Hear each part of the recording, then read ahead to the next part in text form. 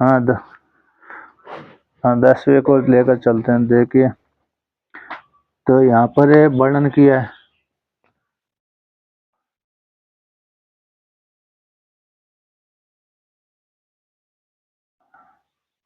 तो देखिए यहाँ पर कहते हैं, शरीरम यद आपनोति च यच्च अपि उत्क्रामति ईश्वर। तो कहते हैं, जब जीवात्मा जिस काल में उत्क्रमण करता है, जिस काल में उत्क्रमण करता है उस काल में वह क्या हो जाता है, यहाँ से जिस शरीर में है उस शरीर से युक्त होकर के उत्क्रमण करने वाला वह जीवात्मा सारी इंद्रियों को एकत्रित करके दूसरे शरीर में चला जाता है, यानी इस देह से त्याग करके दूसरे देह को प्राप्त कर लेता है। ज्ञान इंद्रिय, कर्म इंद्रिय, अंतःकरण, पुर्यष्टक से युक्त होकर के जीवात्मा इस शरीर को लेकर के, वासनामय शरीर को लेकर के दूसरे शरीर में चला जाता है, इस शरीर को त्याग देता है और दूसरे शरीर में प्राप्त हो जाता है। और किसको आश्रय करता है, और किसको आश्रय करके जीवात्मा मन से युक्त होकर के जीवात्मा भोग भोगता है, तो ज्ञान इंद्रिय, श्रोत्र इंद्रिय, चक्षु इंद्रिय, स्पर्श इंद्रिय, रसना इंद्रिय, घ्राण इंद्रिय, इन 5 ज्ञान इंद्रिय को आश्रय बना करके मन ज्ञान के माध्यम से उपभोग करता है और आरोप आत्मा में हो जाता है। इसमें आरोप आत्मा में होता है और भोग होते हैं मन में, ठीक है ना। मन में तो भोग होते हैं और आरोप आत्मा में हो जाते हैं। इस प्रकार से फिर बाद में वर्णन कर दिया, कहे ऐसा।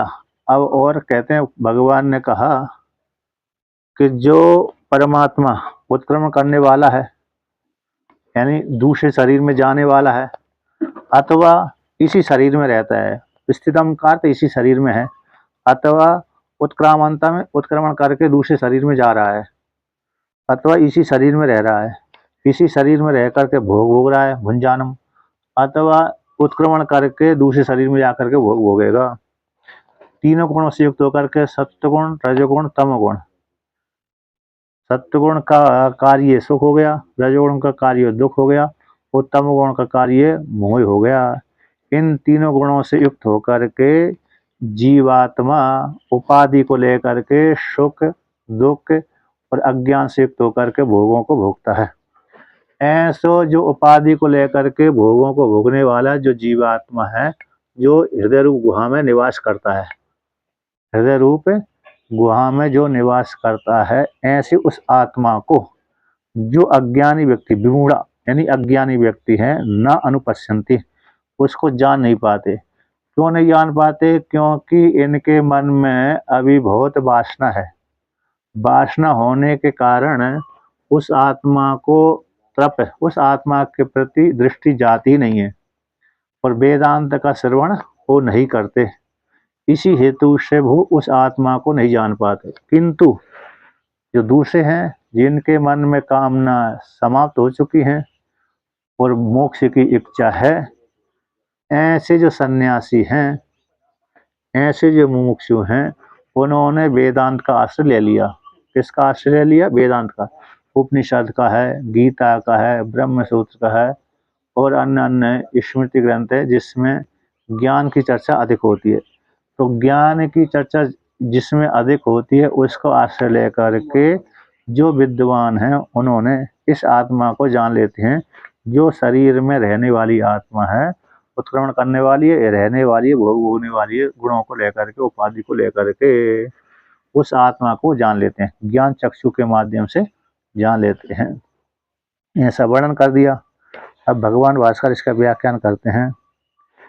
एवं देह गतम देहात, देह में रहने वाला, देह से देह के दूसरा, देह से एक शरीर से, देह आते शरीर से, एक देह से दूसरे देश में, दूसरे शरीर में जा करके भोग भोगने वाला।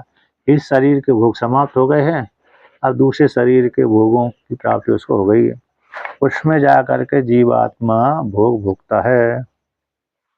कहते उत्क्रामंतम परित्यजंतम देहम पूर्व उपात्तम स्थितम व देहे तिष्ठन्तं भुंजारं व शब्दादींश्च उपलभ्यमानं गुणान्वितं सुखे दुःखे मोहाख्यैर् गुणैर अन्वितम अनुगतम संयुक्तम इति अर्थः।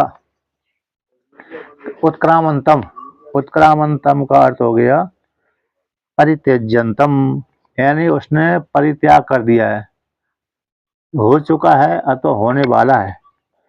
तो यदि परित्यज्यंतम ध्येयम, जो शरीर है उस शरीर का त्याग कर लिया है। किसका?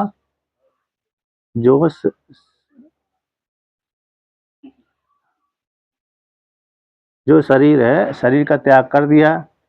जिस शरीर में रह करके भोग भोग रहा था, 80 वर्ष का, 90 वर्ष का, 100 वर्ष का हो चुका है, अब भोगने की सामर्थ्य तो शरीर में नहीं है। तो ऐसे शरीर को त्याग कर दिया है उसने। ऐसी उस आत्मा को पूर्व उपात्तम, जो पूर्व कर्मों के द्वारा जिसने इस शरीर को ग्रहण कर लिया था, उस शरीर को अब त्याग कर दिया। स्थितम, अब पूर्व जन्म के कर्मों के माध्यम से नया शरीर प्राप्त हो गया, उसमें रहता है। स्थितम, ऐसे इस ध्येय में तिष्ठन्तम, एक तो त्याग कर दिया, इस शरीर को त्याग कर दिया, अब एक शरीर को प्राप्त त्याग करके पुनः प्राप्त कर लिया है, और प्राप्त करने के बाद उस शरीर में रहता है, तिष्ठन्त में रहता है। ऐसे उस रह करके उसमें भुंजानम भोग भोगता है। किस कौन सी भोगों को भोगता है? कि शब्द आदि विषयांश, 5 ज्ञानेन्द्रिय 5 कर्मेंद्रियों के विषयों को भोगता है, मन के माध्यम से, ज्ञान इंद्रिय के माध्यम से, कर्मेंद्रिय के माध्यम से। तो ऐसे शब्द आदियों को उपलब्धमान, प्राप्त करता हुआ, जानता हुआ, गुणान्वितम, गुण से युक्त होकर के, तीनों गुण कर दिए, सत्वगुण रजगुण तमगुण। तो सत्वगुण का कार्य सुख, रजगुण का कार्य दुख, और तमगुण का कार्य मोह। तो सुख दुख मोहात्मक जो गुण हैं, ऐसे गुणों के माध्यम से अन्वित यानी अनुगतम, तो गुणों से युक्त होकर के वह सत्वगुण के कार्य से वो सुखी जाना जाता है, रजगुण के कार्य से वह दुखी जाना जाता है, तम गुण के कार्य से वह मोह अज्ञानी जाना जाता है। यद्यपि आत्मा न सुखी है, न दुखी है, न मोहात्मक है, किंतु उपाधि के धर्मों को लेकर के वह सुखी दुखी मोहात्मक जाने जाती है। जैसे श्रुति आती है, ध्यायती व लीलायती व, मानो ध्यान सी कर रही है, बुद्धि ध्यान करती है तो बुद्धि के धर्मों को आत्मा आरोप कर देते हैं, तो मानो आत्मा ध्यान कर रही है।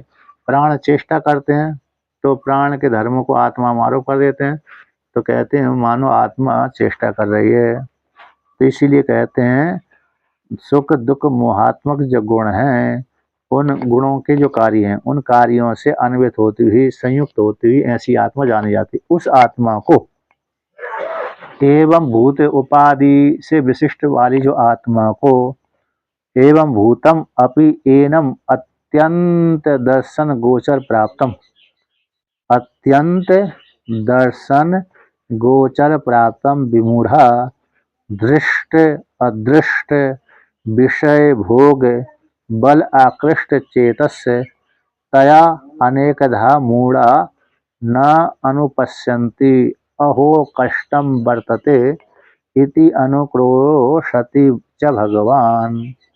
कहते हैं ऐसी विशेषणों से विशिष्ट जो आत्मा है, ऐसी विशेषणों से विशिष्ट जो आत्मा है, अत्यंत दर्शन के योग्य है। कैसी? अत्यंत दर्शन, उपाधि को लेकर के, साक्षात दर्शन नहीं होते, उपाधि के ज्ञान इंद्रिय के द्वारा रूप ज्ञान का ज्ञान हो रहा है, ज्ञान इंद्रिय के माध्यम से रूप का, जैसे चक्षु इंद्रिय का रूप का ज्ञान हो रहा है, तो ज्ञान करने वाली कौन हो गई? अंतःकरण से युक्त होकर के आत्मा जानती है, साक्षी बन करके। ऐसी उस आत्मा को, ऐसी उस आत्मा को जो जानते हैं, है कि नहीं? तो एवं भूत से विशेषण, एवं भूत से विशेषण वाली जो आत्मा है, अत्यंत दर्शन का विषय बन जाती है। दर्शन का विषय मतलब हो गया जैसे आत्मा असंग कूटस्थ है, मन वाणी का विषय नहीं है, फिर भी उपाधि को लेकर के वह मन वाणी का विषय बना लिया जाता है। किसका? मन वाणी का वो विषय बन जाती है। ऐसी जो आत्मा है, कूटस्थ है, निरअवयव है, उस आत्मा को, जैसे किसी का नाम देवदत्त है, यज्ञदत्त है, शरीर वाला है, तो शरीर वाली वो आत्मा हो गई उपाधि को लेकर के। ऐसी जो उपाधि से युक्त होकर के जो दर्शन का विषय, ज्ञान का विषय, दर्शन यानी होता ज्ञान और गोचर यानी विषय, तो दर्शन के विषय को प्राप्त होने वाली उस आत्मा को, है ना, ज्ञान के विषय होने वाली आत्मा को मूढ़ा, जिनकी जगत में वासना है, आत्मा के प्रति मूढ़ हैं, जगत में तो कुशल है, जगत की प्राप्ति में, जगत के भोग भोगने में तो कुशल है, किंतु आत्मा की प्राप्ति में वे मूढ़ हैं। दृष्ट और अदृष्ट भोग, दृष्ट विषयक भोग, अदृष्ट विषयक भोग के बल से आकृष्ट चेत है। इसके दृष्ट जैसे हमारे सामने दिख रहा है, भोग रूप आदि दिख रहा है, उसके भोगों में हम उन व्यक्तियों का चित्त आकर्षित हो जाता है। जो नहीं दिख रहे हैं, सुने मात्र हैं, उन विषय के भोगों में चित्त आकर्षित हो जाता है। ऐसे दृष्टि वाले विषय के भोग में के भोगों के प्रति आसक्त चित्त, और अदृष्ट जो देखे नहीं गए, सुने मात्र गए हैं, ऐसे विषय के भोग के बल के से आकृष्ट हो गए चित्त जिनका, उस प्रकार से अनेकदा तया, उस जो चेतस है, तय अनेकदा अनेक प्रकार के विषय भोग से अंतःकरण जिनका दूषित हो गया, अथवा अनेक प्रकार के विषय भोगों के माध्यम से जिनका मन उसी में चला गया है, ऐसे चले जाने वाले वो व्यक्ति मूढ़ जो अज्ञानी कहलाते हैं, न अनुपश्यंती, उस आत्मा को जो शरीर के भीतर रहती है, उपाधि को लेकर के चेष्टा करती है, उपाधि को लेकर के ध्यान से करती है, उस आत्मा को जो अज्ञानी व्यक्ति नहीं जान पाते। तो यहाँ पर भगवान भाष्यकार कहते हैं, अहो कष्टम वर्तते, भगवान श्री कृष्ण कहते हैं, भगवान श्री कृष्ण कहते हैं यहाँ पर कि ऐसे व्यक्ति जान नहीं पाते, तो अनुक्रोशति, नाराज हो जाते हैं भगवान। कैसे? अनुक्रोशति का अर्थ नाराज हो जाना। बड़ी विडंबना है। कैसी बड़ी विडंबना है कि शरीर के भीतर रहने वाली आत्मा को व्यक्ति जान नहीं पाता, और मन के साथ, इंद्रियों के साथ, शरीर के धर्मों के साथ जुड़ जाने से अपने को उसी प्रकार से मान लेता है, और मैं जो असंग कूटस्थ आत्मा हूँ इस प्रकार से नहीं जानते। बड़े कष्ट की विषय है, बड़ी विडंबना है। ऐसा भगवान कहते नाराज हो जाते हैं उन लोगों के ऊपर। बड़े आश्चर्य की बात है ना, किसी के ऊपर नाराज हो जाना, अनुक्रोशति, क्रोशित करना, है ना, उल्हाय ना देना, बड़े खेद की बात है। देखो इस समय मैं इतना इनको समझा रहा हूँ फिर भी ये समझ नहीं पा रहे, मैं इतना इनको समझा रहा हूँ तब भी ये समझ नहीं पा रहे। बार बार मैं समझा रहा हूँ, कैसा, बार बार मैं समझा रहा हूँ फिर भी ये समझ नहीं पा रहा है, तो व्यक्ति क्या हो जाता है, बार बार समझाने पर नहीं समझता है तो नाराज हो जाता है। मैंने इतना प्रयास किया लड़की को समझाने के लिए, लड़के को समझाने के लिए, फिर भी लड़का लड़की मेरा कहना नहीं मान रहे, तो माता पिता क्या हो जाते हैं, क्रोधित हो जाते हैं। बड़े आश्चर्य की बात। उसी प्रकार से भगवान भी हैं, अनुक्रोशति च भगवान। मैंने सभी के सामने अपनी आत्मा का स्वरूप का प्रतिपादन कर दिया, फिर भी जान नहीं पाते। फिर कौन जानते हैं? जो अज्ञानी व्यक्ति नहीं जान पाते थे, क्या कोई आत्मा को जान ही नहीं पाता? ऐसा प्रश्न हो गया। मैंने बार बार आत्मा को समझाने के लिए उनको उपदेश किया, तुम अपनी आत्मा को जानो, असंग रूप से, कूटस्थ रूप से, असंग रूप से, कूटस्थ रूप से, व्यापक रूप से जानो। तो जानने के पश्चात ऐसा नहीं जान पा रहे, फिर कौन जान सकता है? ऐसा प्रश्न बन गया है कि नहीं? अज्ञानी व्यक्ति तो नहीं जान पाए। क्यों नहीं जान पाए? क्योंकि इनका अंतःकरण दूषित है और विषय भोग में ही मन लगा हुआ है। यदि विषय भोग में मन ना जाए तो आत्मा को जान सकते हैं।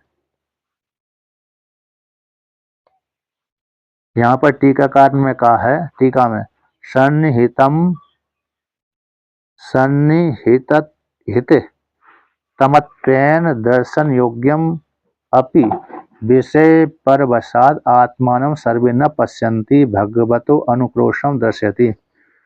आत्मा अत्यंत नजदीक है, सबसे नजदीक है तो हमारी आत्मा ही है, हमारे नजदीक हमारी आत्मा ही है। मन, आत्मा के नजदीक मन है, मन के से थोड़ा दूर है इंद्रिय है, इंद्रिय से थोड़े दूर है स्थूल शरीर आता है, फिर बाहर के भाई बंधु आदि आते हैं।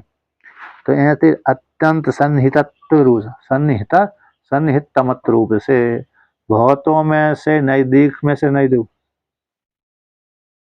है।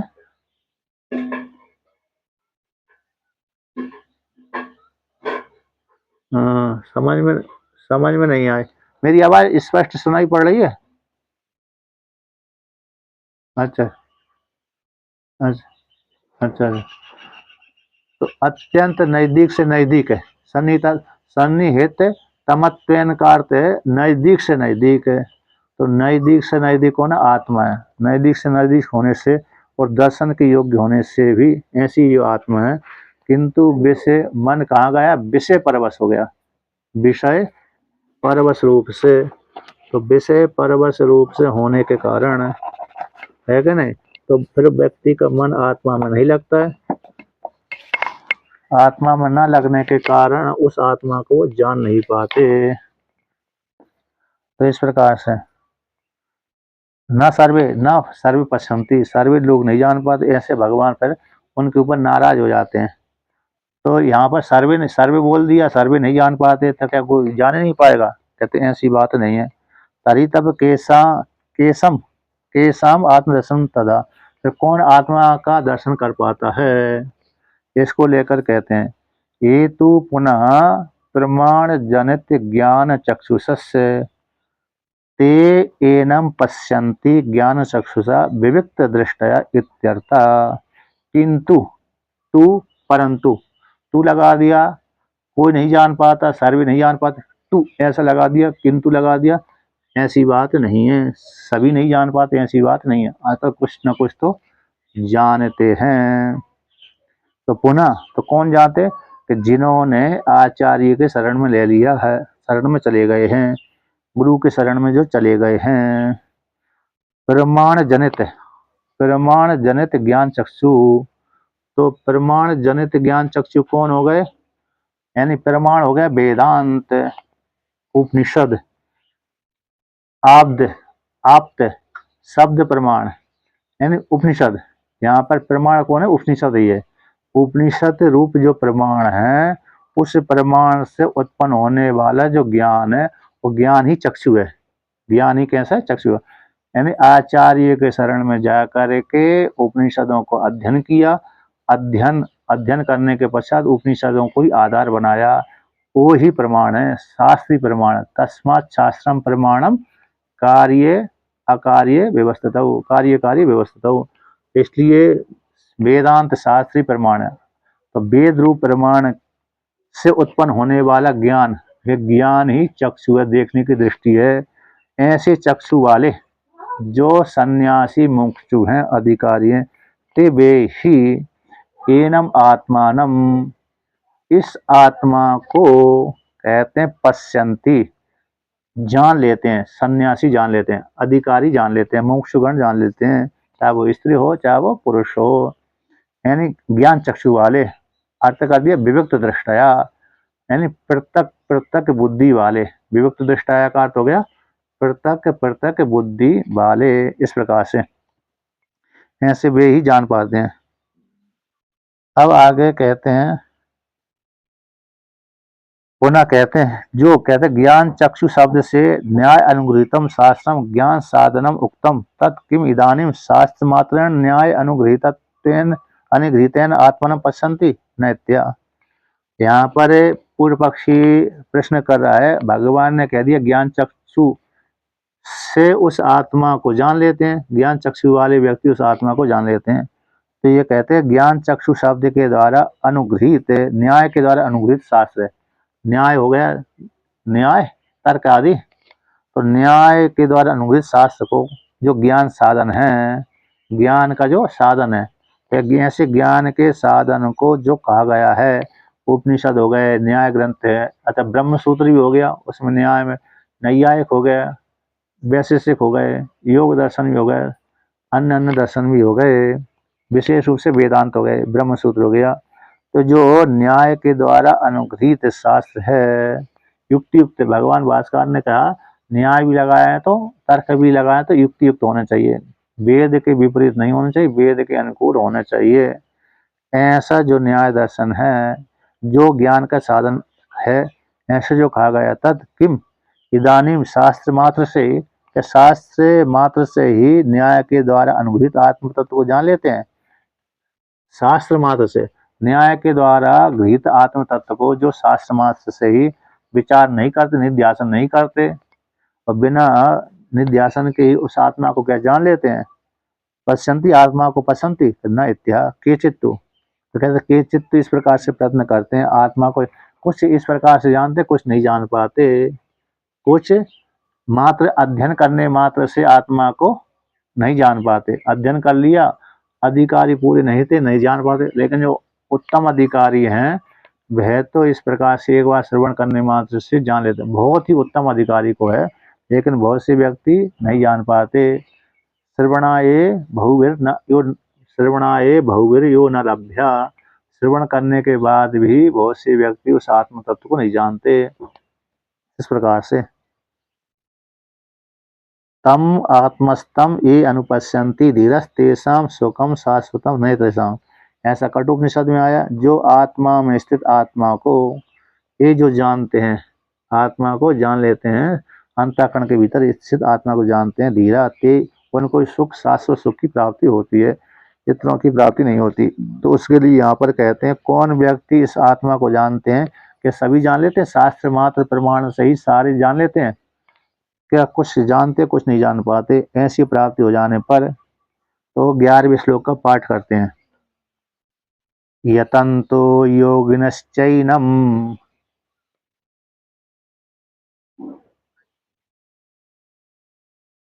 पश्यन्त्यात्मन्यवस्थितम्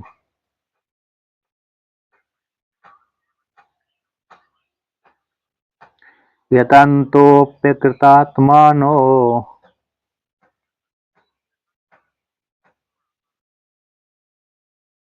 नैनं पश्यन्त चेतसा।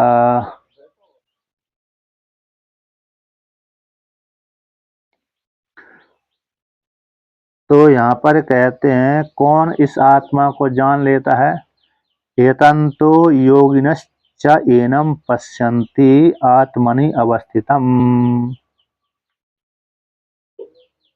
तो यहाँ पर कहते हैं, यतन्तो, यत्न करने वाले व्यक्ति, कौन?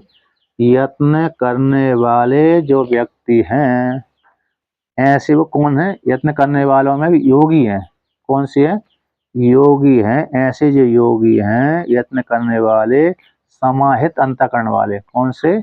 समाहित अंतःकरण वाले जो व्यक्ति हैं, चाहे वो बालक हो अथवा बालिका हो, अथवा स्त्री हो अथवा पुरुष हो, ऐसे जो जिनका मन समाहित है, एकाग्र है, चंचलता बिल्कुल भी नहीं है, ऐसे जो व्यक्ति हैं, उस आत्मा को और आत्मा को जानने की जिसमें लगन है, ऐसे व्यक्ति सन्यासी मुमुक्षु उस आत्मा को पश्यन्ति। तो कहाँ पर देखते हैं?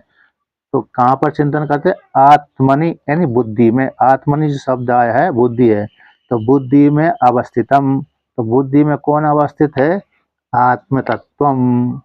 बुद्धि के भीतर जो आत्म तत्व स्थित है, उस आत्म तत्व में जिनकी निष्ठा है, जो निरंतर आत्मा का चिंतन करते रहते हैं, ऐसे योगी ही, सन्यासी ही, मुमुक्षु ही, साधक ही उस आत्मा को जानने में समर्थ हो जाते हैं। अब दूसरे व्यक्ति, अभी यहाँ पर जो यत्न करने वाले, समय तंत्र करने वाले हैं, अपनी बुद्धि में उस आत्म तत्व को जान लेते हैं, एकाग्र बुद्धि वाले। ये प्रश्न ये कर दिया, सिद्धांत दे दिया। अब जिनका अंतःकरण दूषित है, विषय वासना में मन लगा हुआ रहता है, उनके विषय में यहाँ पर कथन करते हैं। यतन्तो अपि अकृतात्मानो न एनम पश्यन्ति अचेतसा।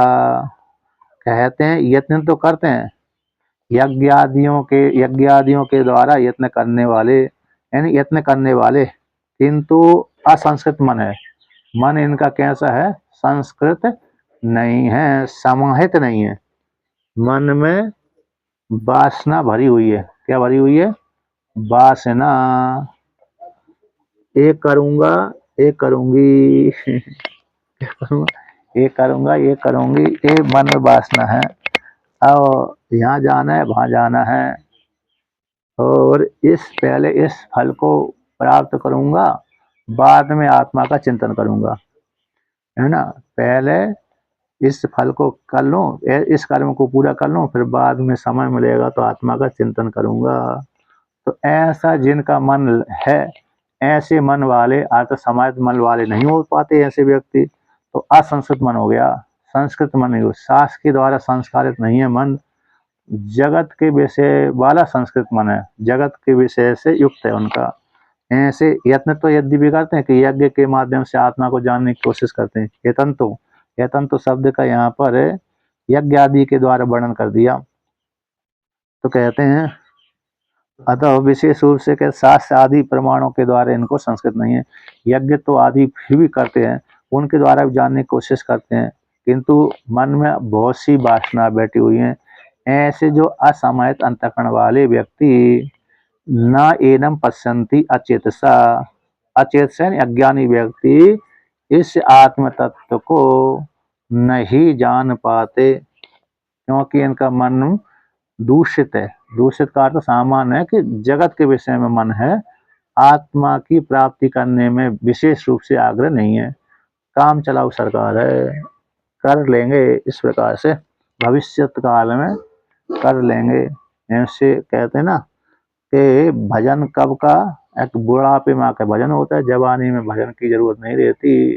बुढ़ापे में भजन करेंगे है क्या? नहीं, बुढ़ापे में भजन करेंगे, जवानी में नहीं करेंगे। अभी जवानी में करने का समय नहीं है।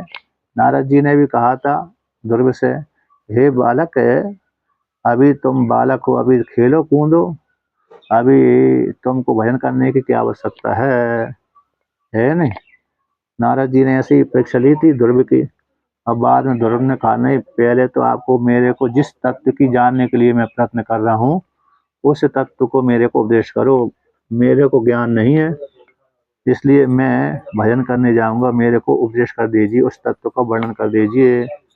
तो ऐसा ऐसा नारद जी से ध्रुव ने कहा। तो ध्रुव की वाणी सुन करके, परीक्षा को देख करके, उसकी योग्यता को देख करके नारद जी ने उसको मंत्र का उपदेश कर दिया। उसी मंत्र के प्रभाव से भगवान विष्णु को स्वरूप का वर्णन कर दिया। इस प्रकार से ध्यान करना है, चिंतन करना है। तो ध्रुव जी ने क्या हो गया, उसी प्रकार से चिंतन किया, तो आत्म तत्व को जान लिया। इस प्रकार से तो जिनका मन जगत के विषय में है, ऐसे व्यक्ति उस आत्म तत्व को नहीं जान पाते, ऐसा भगवान श्री कृष्ण ने कहा। और जिनका मन समाहित है वो आत्म तत्व को जान लेते हैं। अर्थात जिनको मोक्ष की इच्छा है और आत्मा को जानने की इच्छा है, मोक्ष की इच्छा और आत्मा को जानने की इच्छा है, ऐसे व्यक्ति उस आत्म तत्व को जान लेते हैं। इस प्रकार से वर्णन किया। अब भगवान भास्कर इसका व्याख्यान करते हैं। केचित्तु यत्नतः यतन्तः प्रयत्नं कुर्वन्तो योगिनश्च समाहितचित्ता एनं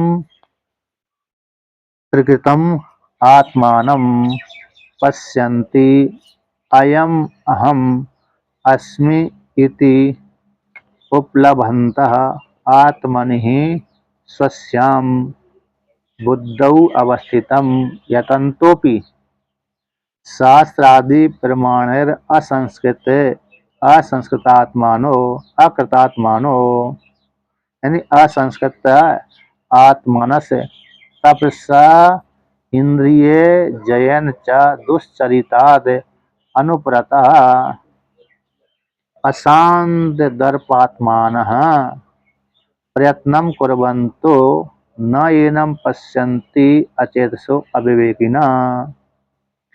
तो यहाँ पर कहते हैं, क्या कहते हैं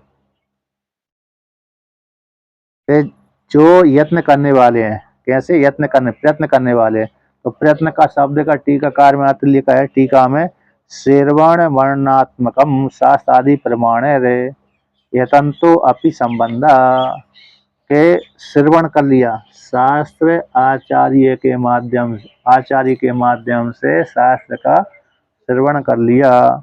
श्रवण मनन फिर निध्यासन किया। आत्मा बारे द्रष्टव्य श्रोतव्यो मंतव्यो निर्ध्यासितव्य, ऐसा मैत्रेयी से याज्ञवल्क्य ने कहा। आत्मा जानने योग्य है, तो किस प्रकार से जाने, शास्त्र के माध्यम, आचार्य के माध्यम से शास्त्र का श्रवण करें। तो श्रवणम श्रोतव्यो, जो श्रवण कर लिया आचार्य के मुकाबले शास्त्र का, उसी का मन करें। मंतव्य होगा, फिर उसी का निर्णय करें। शास्त्र ने जो बोला है, आचार्य ने जो बोला है, और हमारी तर्क भी उसी प्रकार स्वीकार कर रहा है, मन भी हमारा उसी प्रकार स्वीकार कर रहा है। तो तीनों को एक मिला लिया, निर्धारण कर लिया, और उसी का निरंतर चिंतन करता रहता है, तो उसको बोलते हैं निध्यासन। तो निध्यासन करते करते करते उसी से युक्त हो गया। ऐसा निध्यासन करने वाला है श्रवण मननात्मक शास्त्र आदि प्रमाणों से युक्त होकर के वह व्यक्ति यत्न करता है। ऐसा योगी, यानी योगी मतलब समाहित अंतःकरण वाले। कैसे अंतःकरण वाले, समाहित अंतःकरण वाले जो व्यक्ति हैं, सन्यासी हैं, ऐसे जिनका चित्त एकाग्र, समाहित चित्ता, अर्थात जिन सन्यासियों का, जिन स्त्री पुरुषों का मन एकाग्र है, चंचलता बिल्कुल भी नहीं है, ऐसे जो सन्यासी हैं, समाहित अंतःकरण वाले हैं, इस आत्मा को जिसका प्रकरण चल रहा है, किसका, प्रकृतम आत्मानम, जो जिसका प्रकरण चल रहा है, 13वें अध्याय में जिसका विस्तार पूर्वक वर्णन किया, 14वें में भी कहा, और 15वां में भी जिसका चल रहा है, ऐसी जो प्रकृत आत्मा है। और 11वें अध्याय में विभूति का वर्णन कर दिया था, 13वें में विस्तार पूर्वक वर्णन कर दिया। ऐसे जो प्रकृत आत्मा है, उस आत्मा को प्रकृतम, जिसका प्रकरण चल रहा है, उस आत्मा तत्व को पश्यन्ति, किस प्रकार से जानते हैं कि अयम अहम अस्मि इति उपलब्धि।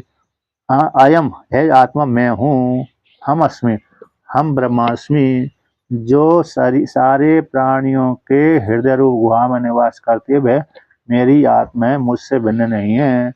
जो भगवान है वो मैं ही हूँ, मुझ में भगवान में कोई भेद नहीं है, मुझ में ब्रह्म में कोई भेद नहीं, मैं ही ब्रह्म हूँ, मैं ही भगवान हूँ, मैं ही ईश्वर हूँ। हम अस्मि इति, इस प्रकार से उपलब्धता, अपनी आत्मा को जान लेता है, मैं ब्रह्म हूँ। कहाँ पर जानता है, आत्मनि स्वस्य बुद्धौ, स्व की बुद्धि में ही, जो बुद्धि के भीतर आत्मा अवस्थित रहती है, बुद्धि के द्वारा जानी जाती है, अर्थात मैं ब्रह्म हूँ, मैं स्त्री नहीं हूँ, मैं पुरुष नहीं हूँ। ऐसे जो हमारी आत्मा है, उस आत्मा को बुद्धि के भीतर अवस्थित है, उस आत्मा को जान लेते हैं। कौन, सन्यासी आदि यत्न करने वाले, समाहित अंत करने वाले, चाहे वो स्त्री हो चाहे वो पुरुष हो। कहते हैं यतन, तो अब दूसरे जो यतन तो करते हैं, किंतु जिनका मन समाहित नहीं है, तो उस दूसरे वाले को लेकर कहते हैं यतन तो अपि शास्त्र आदि प्रमाण अकृत आत्मनो, यानी असंस्कृत आत्मनस्य। जिन यत्न करने वाले दूसरे जो हैं, कर्मी हैं, शास्त्र आदि प्रमाण के द्वारा जिनका मन शुद्ध नहीं हुआ, संस्कृत नहीं हुआ, सामान्य शास्त्र को जानते हैं, कर्मकांड आदि को जानते हैं, लेकिन आत्मा को विशेष रूप से नहीं जानते। तो ऐसे शास्त्र आदि प्रमाणों के द्वारा कृतात्मा न हुए, कृतकृत न होते हुए, यानी असंस्कृत आत्मा वाले, असंस्कृत मन वाले जो दूसरे हैं, ऐसे कर्मी हैं, कर्मकांडी हैं, जिनका मन शास्त्र आदि प्रमाणों के द्वारा, उपनिषद रूप जो प्रमाण है, गीता रूप जो प्रमाण है, ब्रह्म सूत्र आदि है, विशेष रूप से उपनिषदों के प्रमाण से जिनका मन संस्कृत नहीं हुआ, क्योंकि पहले तो उपनिषद गीता नहीं थी, ब्रह्म सूत्र नहीं था, इससे पहले के जो सन्यासी आदि रहे और भी कर्मी रहे, ऐसे वाले व्यक्ति भी, तो उस काल में उपनिषद तो थे ही। उपनिषदों के प्रमाणों से जिनका मन संस्कृत नहीं हुआ, अकृत आत्मा वाले, असमाहित अंतःकरण वाले, तो ऐसे जो कर्मी हैं, उपासक हैं, तप के द्वारा, तपसेन तप के द्वारा, इंद्रिय जय के द्वारा, तप के द्वारा, इंद्रिय जय के द्वारा। कहते हैं जो ऐसे जो वो वाले व्यक्ति हैं। और कहते हैं दुष्चरिताद अनुप्रता, तो दुष्चरित्र से उपरत नहीं होते। दुष्चरिताद अनुप्रता, कहते दुष्चरित्र से यानी दूसरे कर्मों में लगे रहते हैं। यानी और दूसरे क्या कहते हैं, अशांत दर्प आत्माना, घमंड कर। शांत दर्प का दर्प यानी घमंड, तो जिनका घमंड शांत हो गया तो दर्पात्मा वाले हो गए, शांत दर्पात्मा होना। जिनका कर्तापन का भाव नहीं है, दर्प है, घमंड है, जिनका समाप्त नहीं हुआ है, अशांत है, तो अशांत दर्पात्मा वाले जो सन्यास जो कर्मी हैं, ऐसे वो कर्मी प्रयत्न करवंतो, प्रयत्न करने वाले, अर्थात कर्तापन का विशेष जिनमें भाव बना रहता है, अहंकार बना रहता है, ऐसे जो प्रयत्न करने वाले कर्मी हैं, वह कर्मी इस आत्मा को न एनम पश्यन्ति, कहते हैं इस आत्मा को वो नहीं जान पाते। वो नहीं जान पाते जिनका मन है उपनिषद रूप प्रमाण से संस्कृत नहीं हुआ, और कहते जिनका कर्तापन का भाव समाप्त नहीं हुआ, जिनको दर्प घमंड आदि बना रहता है, और दुष्चरित्र से जो उपरत नहीं हुए, ऐसे जो कर्मी है सामान्य स्त्री पुरुष हैं, ऐसे वो सामान्य स्त्री पुरुष से उस आत्मा को नहीं जान पाते। तो भगवान कहते हैं अचेतसो यानी अविवेकी ना, ऐसे जो अज्ञानी व्यक्ति उस आत्मा को नहीं जान पाते। अर्थात कौन जान पाता है, विशेष रूप से जिसने वेदांत का आश्रय ले लिया है, ऐसे व्यक्ति उस आत्मा को जानने में समर्थ होते हैं। इस प्रकार से भगवान श्री कृष्ण ने अर्जुन से कहा, तो भगवान भास्कर ने इस प्रकार से व्याख्यान किया। अब आगे को वर्णन करते हैं कि भगवान ने कहा कि जो मेरी आत्मा है, पीछे के श्लोक में आया था, कहाँ पर,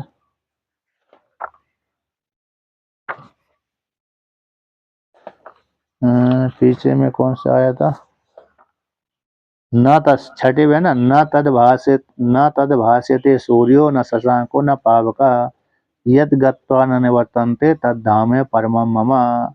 जो मेरा जो आत्म तत्व है, मेरा धाम है, स्वरूप है, मेरा परम प्रिय धाम है, स्वरूप है, उस स्वरूप को यानी आत्म तत्व को ना तो सूर्य प्रकाशित कर सकता है, न चंद्रमा, न अग्नि, न अन्य कोई।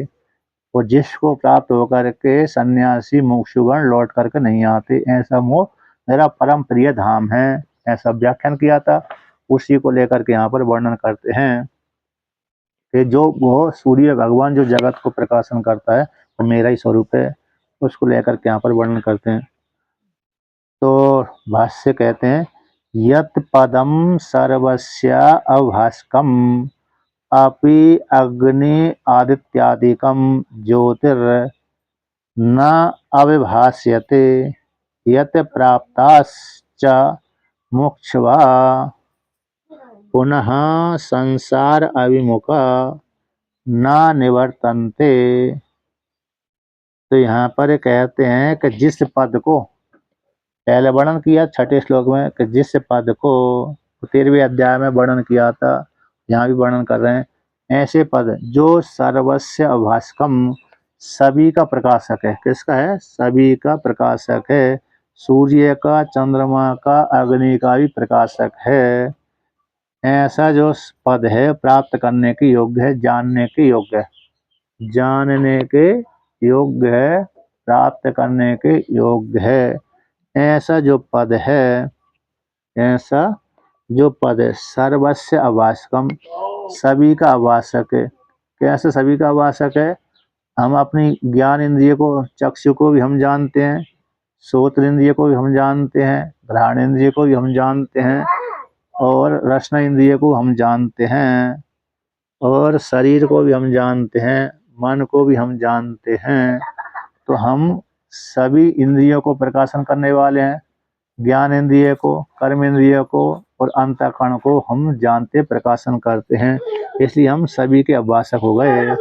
और अग्नि, सूर्य, चंद्रमा आदि का भी हम प्रकाशन करते हैं।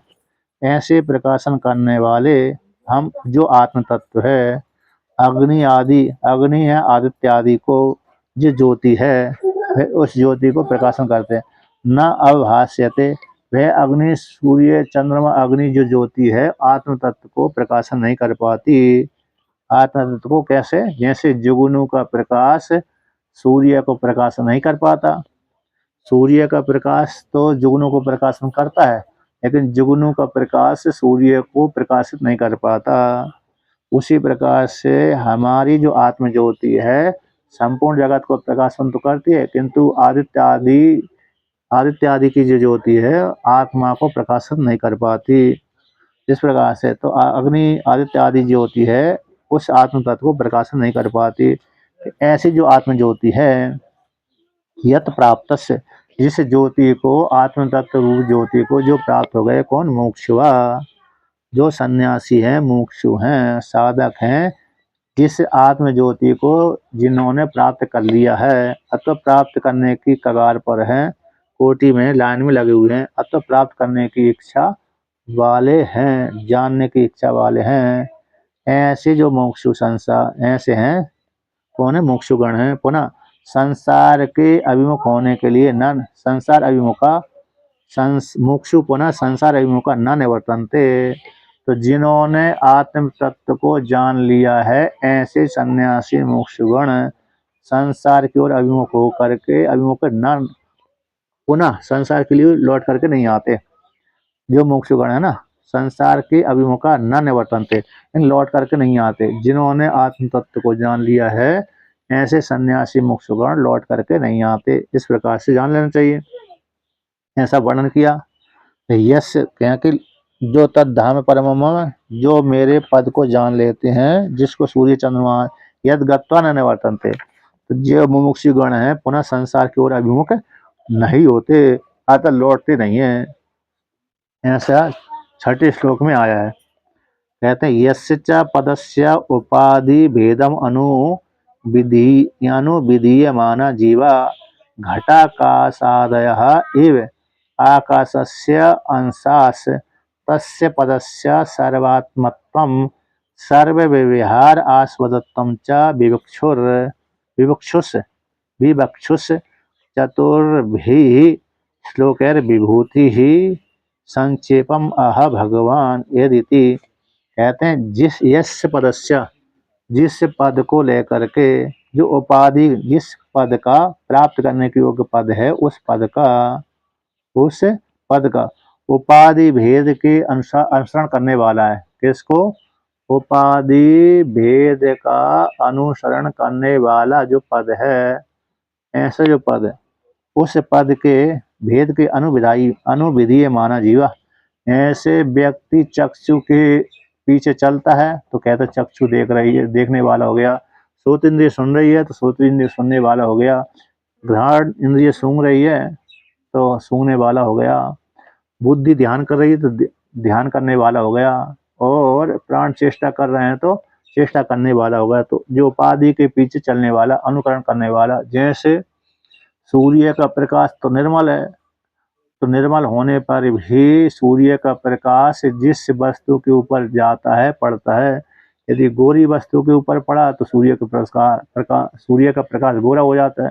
काली वस्तु के ऊपर सूर्य का प्रकाश पड़ा तो सूर्य का प्रकाश काला सा दिखने लगता है। और सूर्य का प्रकाश नीली पीली वस्तु के ऊपर पड़ा तो सूर्य का प्रकाश पीला दिखने लगता है। लेकिन सूर्य का प्रकाश तो कैसा? निर्मल है।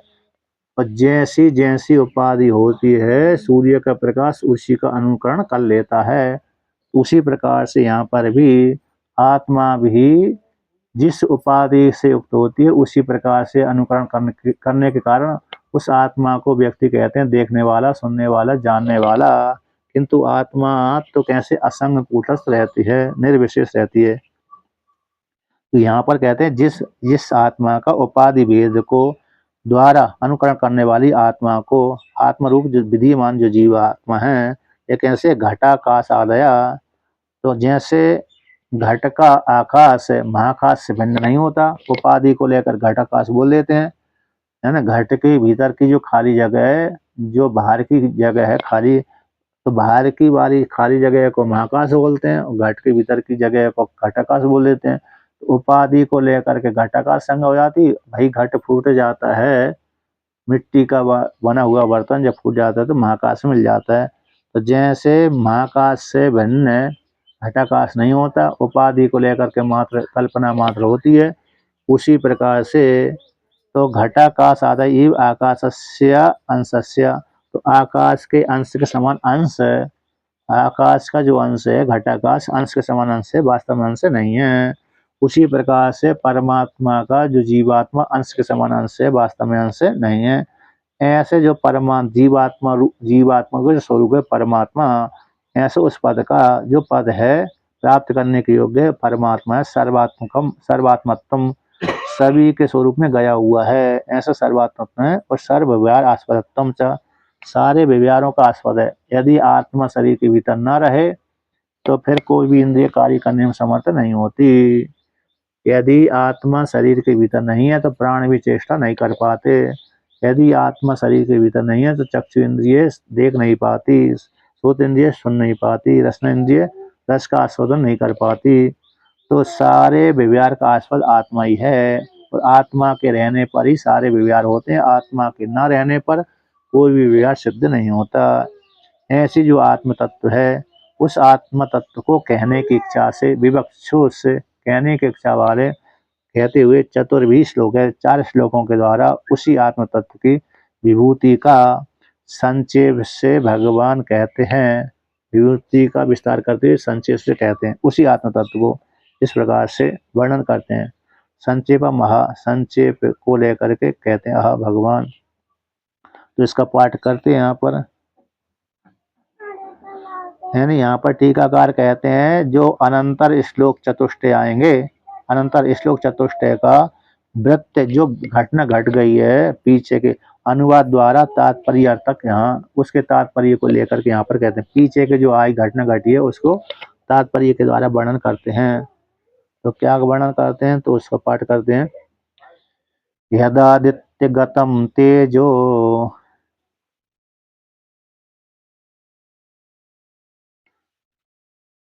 जगद भासयते खिलम,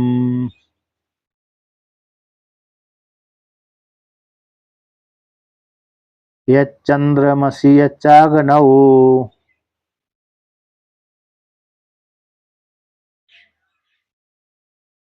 तत्तेजो विद्धि मामेकम्।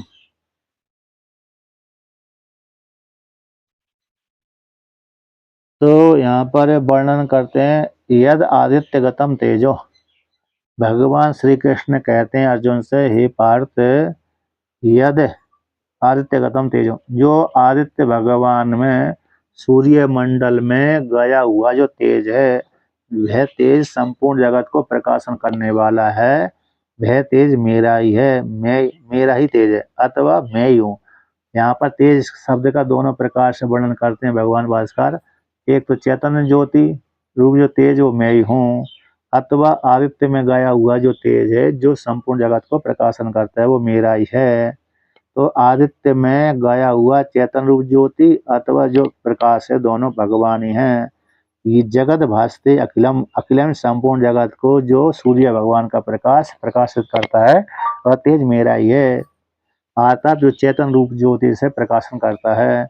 यह चंद्रमसी, जो चंद्रमा के भीतर गया हुआ है तेज वह भी मेरा ही है। यच्चाग्नौ, तो अग्नि के भीतर गया हुआ जो जलाती अग्नि प्रकाशन करती है, अन्य अन्य क्रिया करती है, वो उसमें जो तेज है वो मेरा ही है। यानी चेतन रूप ज्योति वो मेरी है। विद्धि मामकम, उसको हे अर्जुन तुम मेरा ही तेज जानो, अतः मेरे तेज को लेकर के सूर्य जगत को प्रकाशन करता है। जैसे चंद्रमा स्वतः प्रकाशन करने में समर्थ नहीं होता है, लेकिन चंद्रमा सूर्य के प्रकाश को लेकर के जगत को प्रकाशन करता है। जैसे सौर ऊर्जा यानी सूर्य भगवान की ऊर्जा को लेकर के सौर ऊर्जा बैटरी के माध्यम से दूसरी विषय वस्तु को प्रकाशन कर देती है। स्वतंत्र बैटरी में सामर्थ्य नहीं है कि जगत को प्रकाशन विषय वस्तु को प्रकाशन कर दे, किंतु सौर ऊर्जा के माध्यम से सूर्य का तेज को लेकर के अपने संग्रहित करके फिर विषय वस्तु को वही बैटरी अंधकार में अरे विषय वस्तु को क्या कर देती, प्रकाशन कर देती प्रकाश के माध्यम से। तो जो बैटरी में जो तेज है वह सूर्य का तेज है, उसी प्रकार से चंद्रमा में जो तेज है वो सूर्य का तेज है। है। चंद्रमा में जो तेज आता है, प्रकाश का निशामत आती है, सूर्य का तेज है। सूर्य में जो तेज है किसका है? तो परमात्मा का ही है। तो परमात्मा का ही तेज सूर्य में जाता है, परमात्मा का तेज ज्योति चंद्रमा में जाती है, परमात्मा का तेज रूप ज्योति अग्नि में जाती है। इस प्रकार से तो आदित्य के भीतर गया हुआ तेज जो संपूर्ण जगत को प्रकाशन करने वाला मेरा ही तेज है। चंद्रमा में गया हुआ जो तेज है वह भी मेरा ही है, और अग्नि में गया हुआ जो तेज है वह भी मेरा ही है। इस प्रकार से तुम जानो, ऐसा भगवान श्री कृष्ण ने अर्जुन से कहा, है ना। कितना बड़ा है ना। तो देखिए अब आगे वर्णन करते हैं। तो यद यदादित्य गतम, यदा यद आदित्य गतम आदित्याश्रम के, यद आदित्य गतम यानी आदित्य को आश्रय करने वाला तेज है वो मेरा ही है। किम तत् वह क्या, आदित्य को आश्रय करने वाला वो क्या है, ऐसा पूछा। चिद्रूप ब्रह्म का, चिद रूपस्य ब्रह्मणा सर्वात्मकत्व प्रतिपादकत्व श्लोकम व्याचष्टे। भगवान टीकाकार कहते हैं चिद्रूप जो ब्रह्म है जो सर्वात्मक है उसको प्रतिपादन करने के लिए इस श्लोक का व्याख्यान करते हैं। तो यहाँ पर कहते हैं तो यद आदित्य के भीतर गया हुआ यानी आदित्य को आशा करने वाला तेज। तो टीकाकार कहते हैं कि आदित्य आदु में तत्र तत्र स्तंभ ब्रह्म चेतन ज्योति सर्व आभासकम इत्यर्थ। आदित्य में, चंद्रमा में, अग्नि में अथवा अन्य जहाँ जहाँ पर भी ज्योति दिखती है वह ज्योति, तो वहां पर कौन स्थित है? ब्रह्म रूप चेतन ज्योति है। ब्रह्म रूप जो चेतन ज्योति है वह ही संपूर्ण जगत को प्रकाशन करती है। सर्व अभास्कम, सभी को अंधेरे में भी वही चेतन आत्म ज्योति प्रकाशन करती है। जैसे हम गुफा के भीतर हैं तो गुफा के भीतर रहने पर तो वहां पर ना सूर्य का प्रकाश है, ना चंद्रमा का प्रकाश है, ना अग्नि का प्रकाश है, न अन्य कोई है, फिर भी वहां पर प्रकाशन होता है। तो कौन प्रकाशन करता है? जो चैतन्य आत्म ज्योति ही प्रकाशन करती है। विचार करते हैं। मेरी आवाज सुनाई पड़ रही है?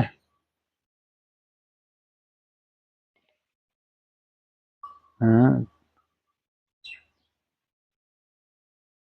हरिओम। यार लाट